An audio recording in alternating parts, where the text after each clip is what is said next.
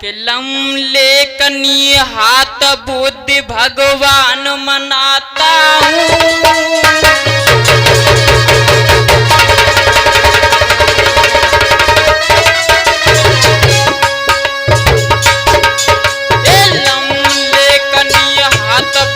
भगवान मनाता हूँ। संत शिरोमणि रविदास की गाथा गाए सुनाता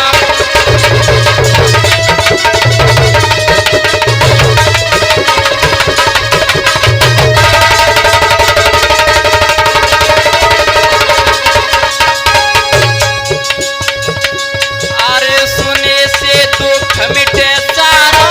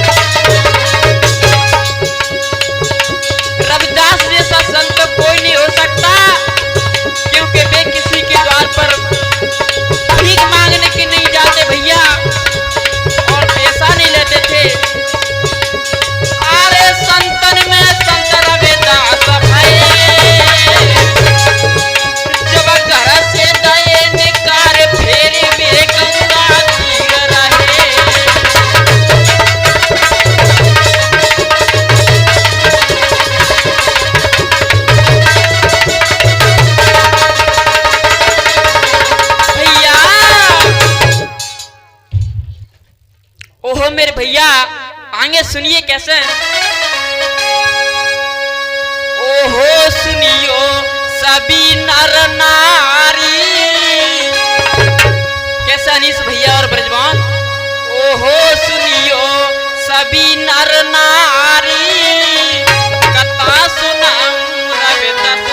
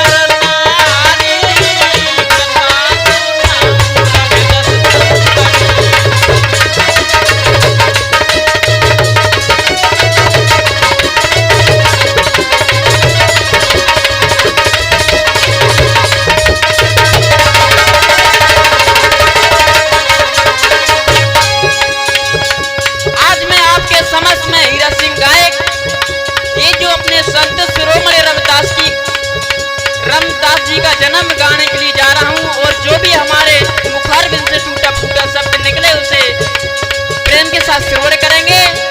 और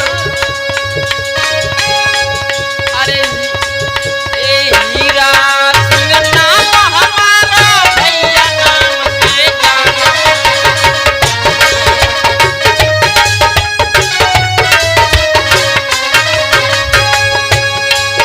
अरे हीरा सिंह शुभ नाम हमारा भैया नाम से जाना।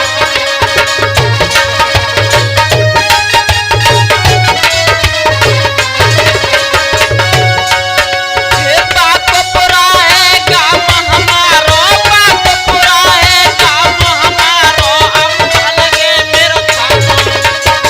ओहो सुनियो सभी नर नारी, कथा सुनाऊं रविदास।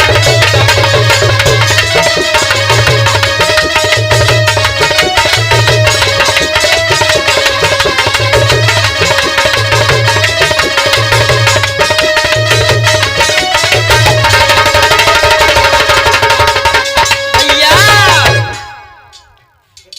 तो भैया रविदास संत जन्म कैसे होता है और कैसे हुआ, ये बहुत पुरानी बात।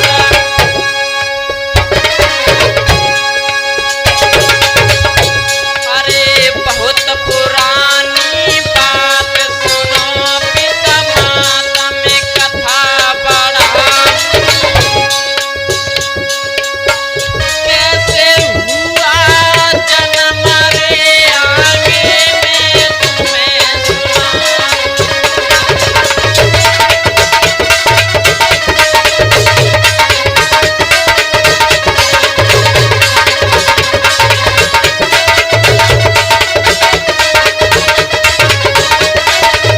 भैया और भैया एक समय की बात है, काशी के बीच में संत ब्राह्मण रामानंद और उनके गुरु अष्टानंद रहते थे। भैया दोनों बहुत कट्टर ब्राह्मण थे। तो एक समय भोजन बनाने के लिए आटा निमट गया था, तो गुरु शिष्य भैया क्या बोले,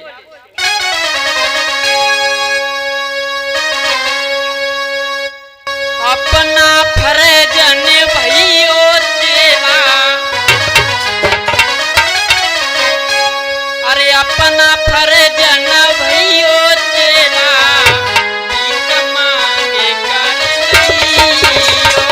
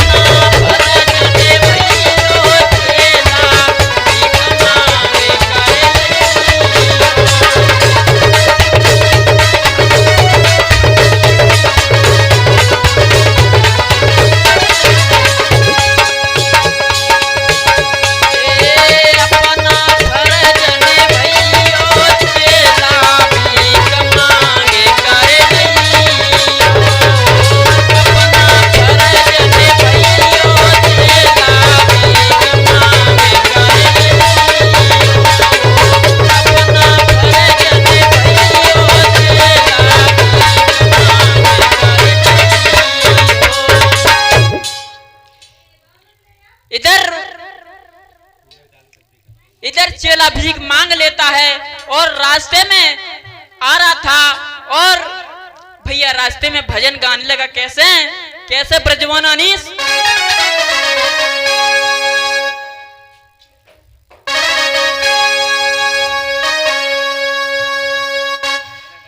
ए राम राम सुखदाई भजन करो भाई के जीवन दो दिन का।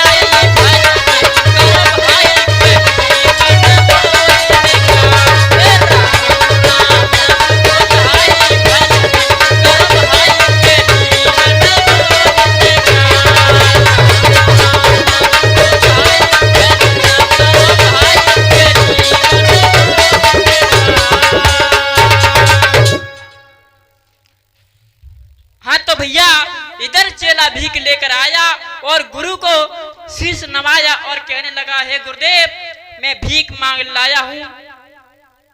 रामानंद गुरु कहने लगे, हे प्रिय चेला अब तुम भोजन बनाओ। इधर चेला ने भोजन बनाए और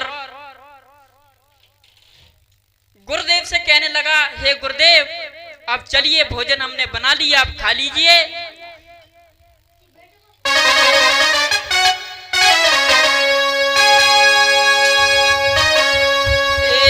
भोजन भय तैयार,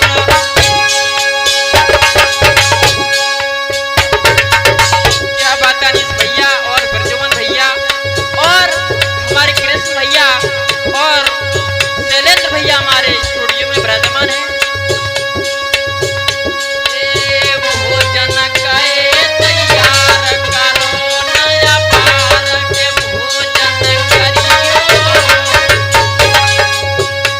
मुए पल पल होते अवार रे, के ध्यान हरे को धरियो।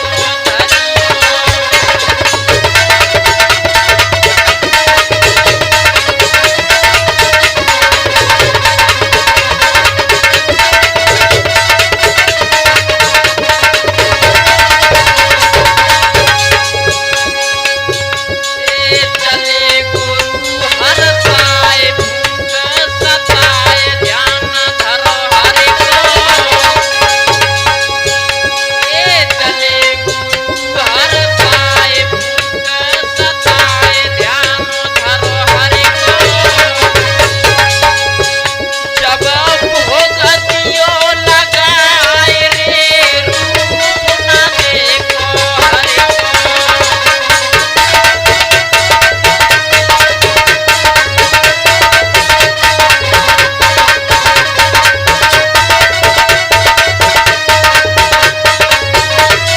भैया,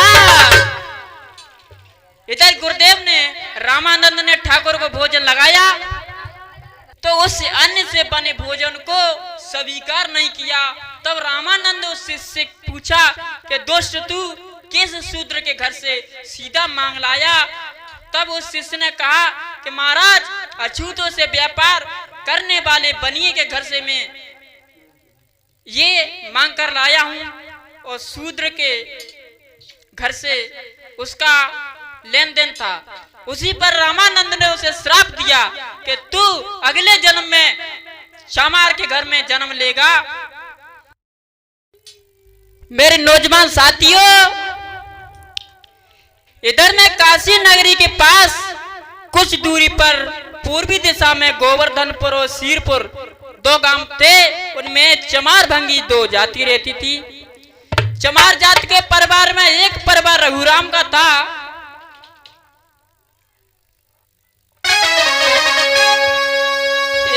रघुराम था नाम, रघुराम था नाम, शीरपुर गाम सुनो मेरे भाई। एक कर्मा पाई माता रे, हम तुम्हें रहे सुनाई।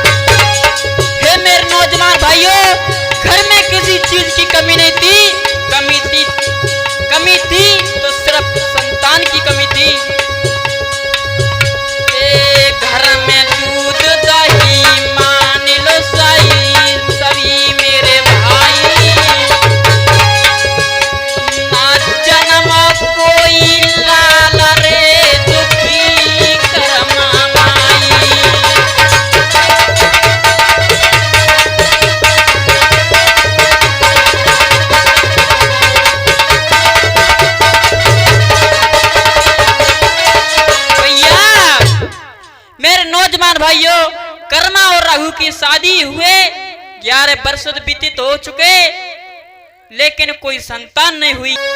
एक समय की बात है, रघु से करुणा मैया बोली है कैसे,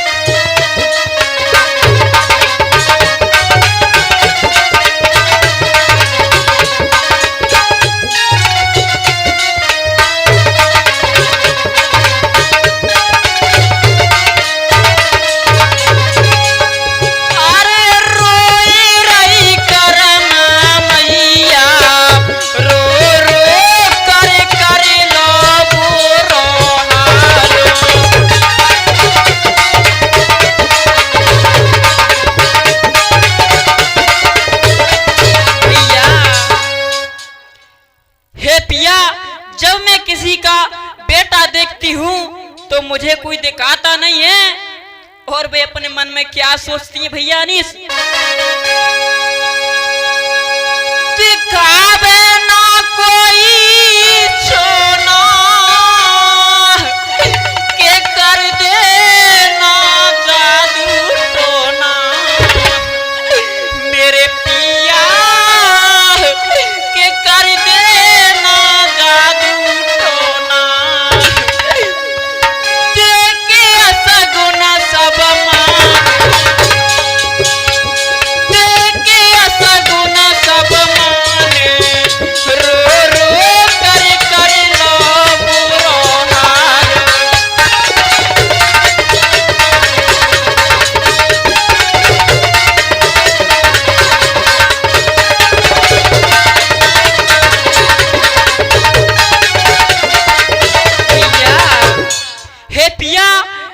मेरी क्या दिशा हो रही है वो सुनो।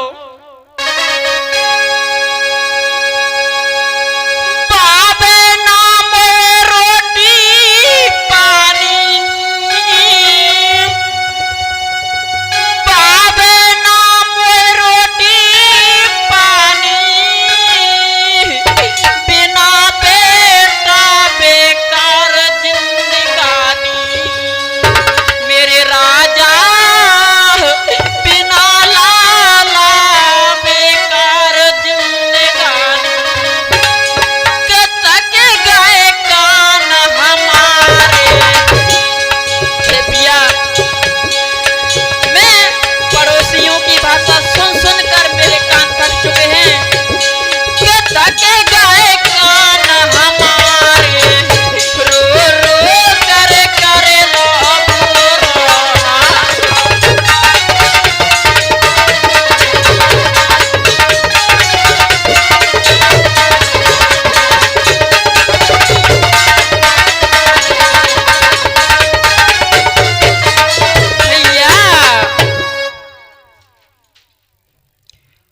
कहने लगी और पिया सुनो। रघु कहने लगे और कहो प्यारी, और मैया क्या बोली, अरे लाल बिना डूबे अपनी नैया, कोई दिखे ना कि भैया,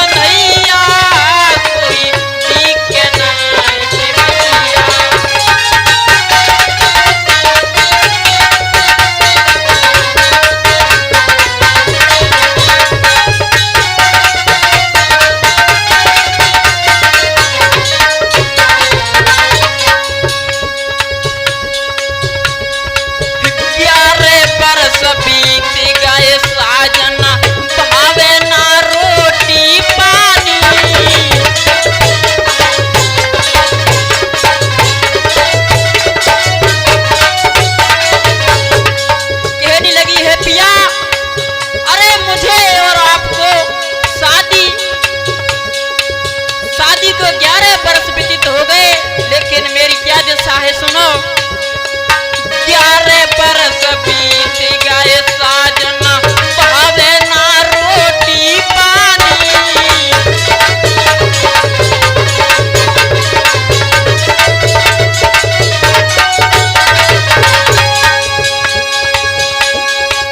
बिना बेटा के गोदी सूनी है पिया, अरे बिना बेटा के गोदी सूनी, सुनो पिया मेरी बानी।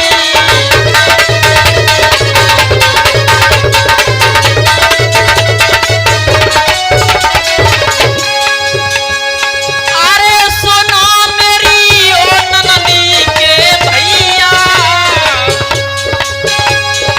अरे सुनो मेरे ओ नंदी के भैया, कोई ठीक नहीं के भैया।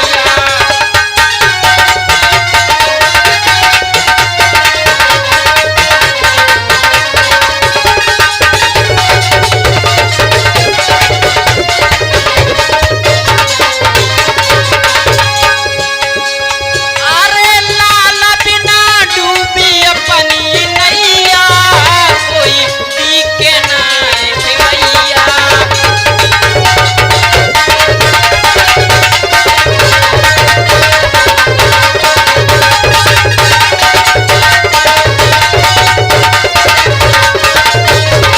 भैया इधर में जब कर्मा घबराने लगी तो रघु जी समझाने लगे। और भैया क्या बोले, कैसे हैं अनीस भैया? के मत प्यारी घबरावे, क्यों मन में करे रही ख्याल,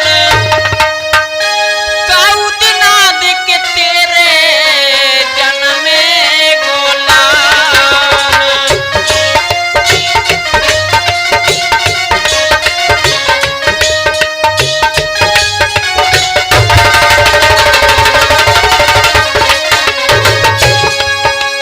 मत प्यारी घबरावे,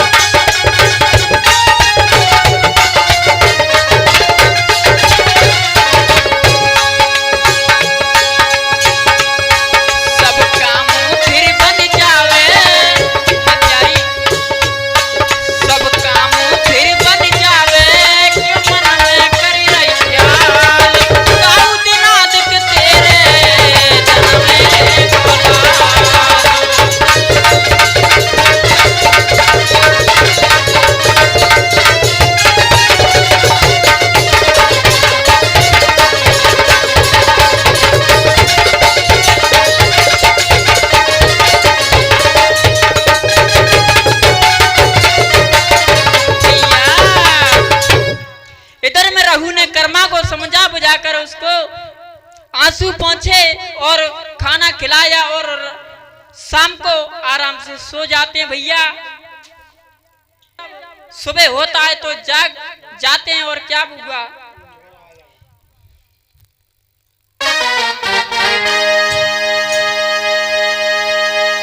के होता प्रात जब जग पड़े और मन में करो विचार, जूती बनाई हाथ से सुबह चलो बाजार।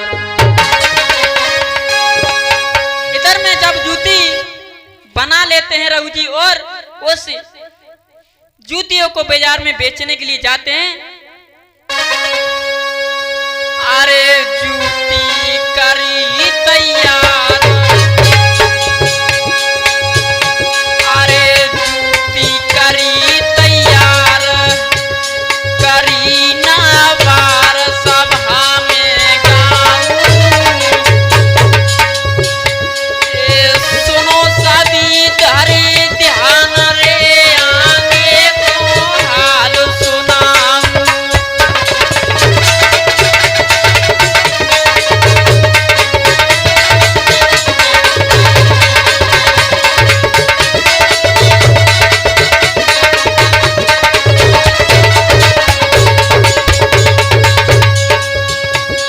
इधर में भैया जूती लेकर काशी में जा पहुंचते हैं और उस काशी में जूतियों को बेचा।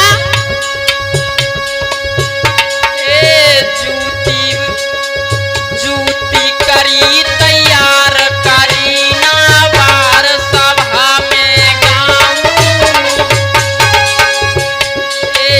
सुनो सभी ध्यान दे, आगे के हाल सुनाऊं।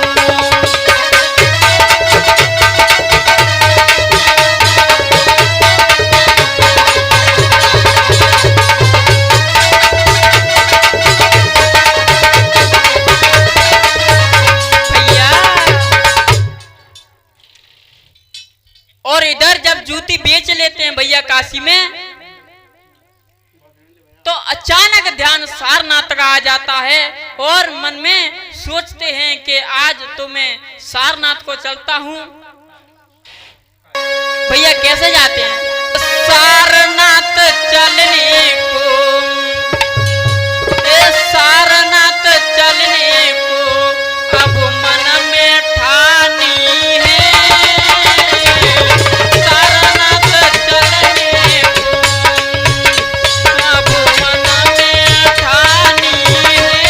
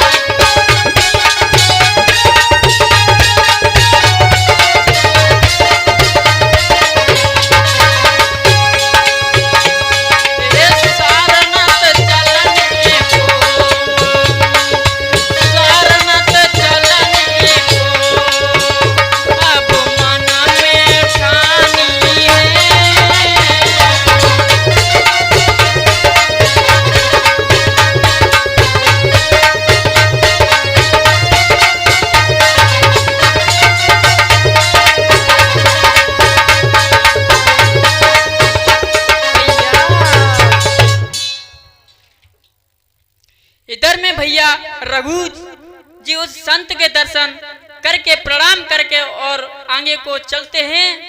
चलते चलते रघु को ऋषि पतन मृगदाब बन के खंडहर में प्रवेश किया तो रघु जी को एक संत के दर्शन हुए। रघु जी संत जी के दर्शन कर गदगद हो गए और रघु जी उन्हें नमन करके संत के पास बैठ गए। संत ने रघु को शीलों का उपदेश दिया। उस उपदेश को प्रवचनों को सुनकर रघु जी बहुत प्रसन्न हो गए और रघु जी कहने लगे कि स्वामी आपकी कृपा हो जाए तो आपके लिए मैं सुबह कल कुछ खाने के लिए लाऊं। संत कहने लगे हे बेटा, जब सुने संत के बैना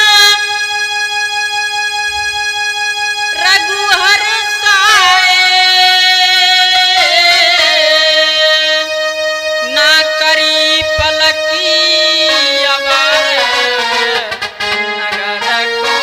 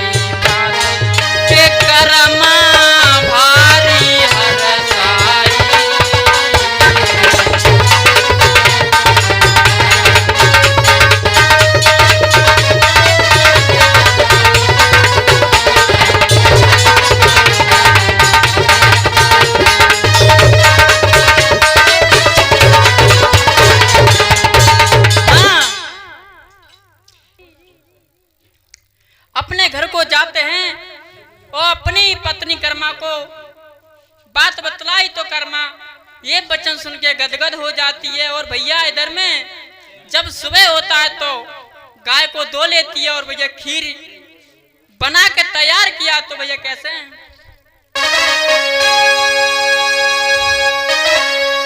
लेकर खीरे भैया दोनों चले गए जी, लेकर खीरे भैया दोनों चले गए जी।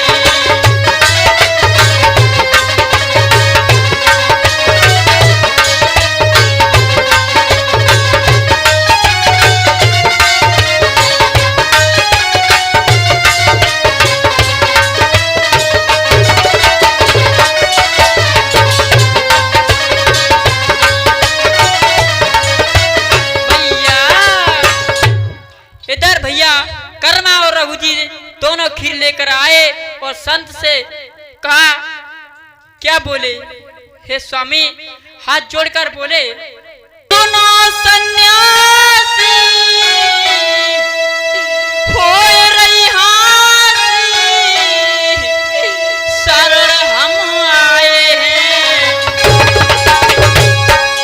तुम्हारी सेवा में स्वामी, खीर हम लाए, तुम्हारी सेवा में स्वामी, खीर हम लाए।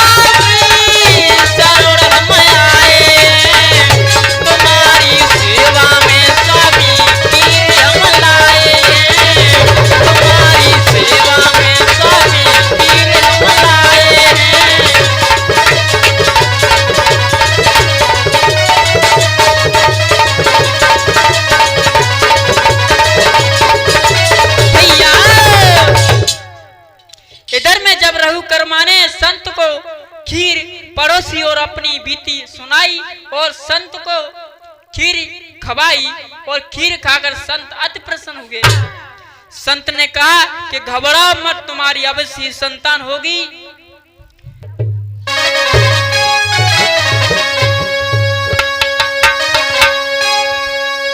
तुम दोनों बड़े महान,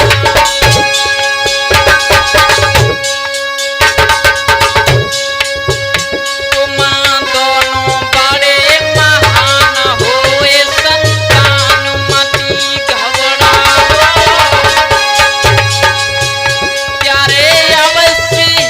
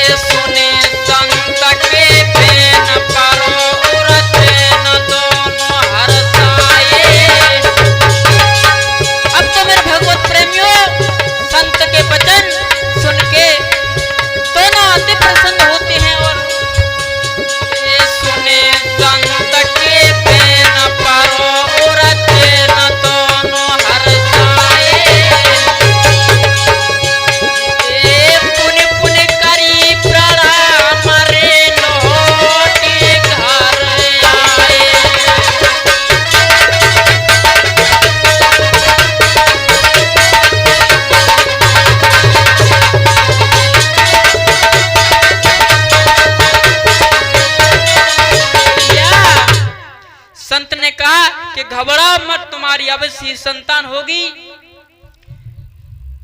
और संत ने एक पुड़िया दी, उस पुड़िया में जड़ी बूटी थी।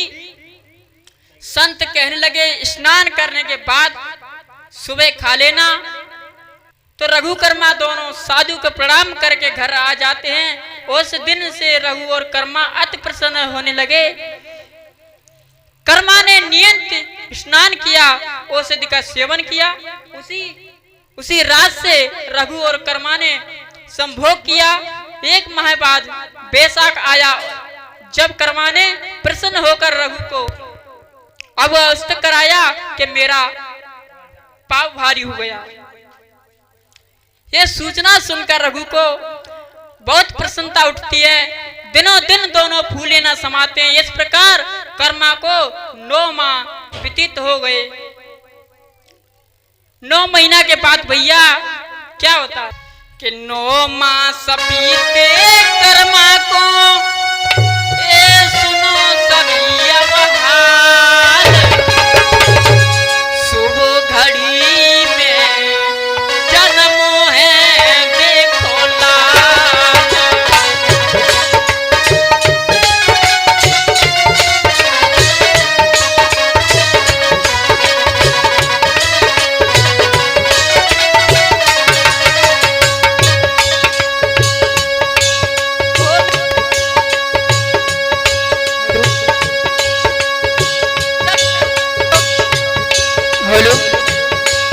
जब कर्मा को 9 मास व्यतीत हो जाते हैं कि 9 मास बीते कर्मा को, सुनो सभी अब हाल। शुभ घड़ी में जन्म है देखो लाल।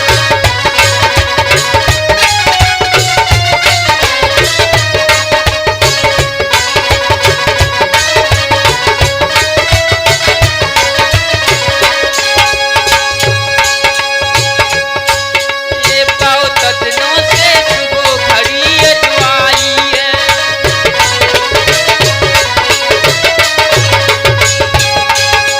अब तो भैया सभी मोहल्ला के लोग अति प्रसन्न होने लगे कि बहुत दिनों के बाद कर्मा और रघु की आवाज सुनी है। ये बहुत दिनों के शुभ घड़ी देखो आई है।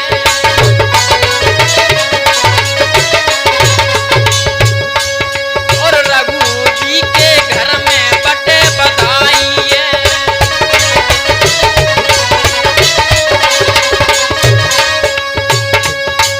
ये कितना सुंदर लाल तुम्हारा, ये कितना सुंदर लाल तुम्हारा, हमको देव दिखाए। कर शुभ घड़ी में जन्म है देखो लाल।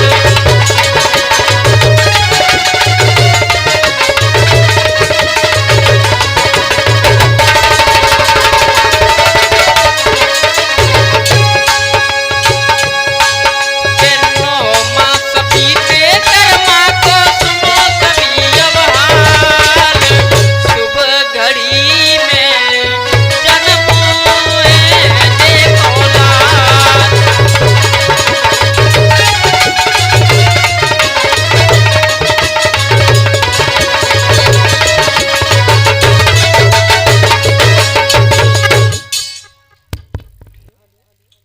देखो कर्मा के घर जब लाल जन्म जाता है तो माता बहनें आ लगी। और भैया जच्चा जागारी कैसे अनीस भैया। कर्मा मैया ने ललना जायो हे दैया दैया। कर्मा मैया ने ललना जायो हे दैया दैया।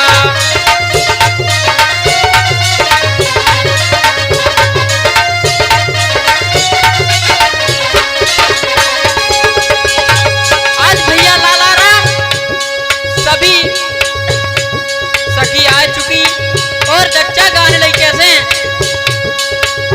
कर्मा मैया ने ललना जायो हे दैया दैया। कर्मा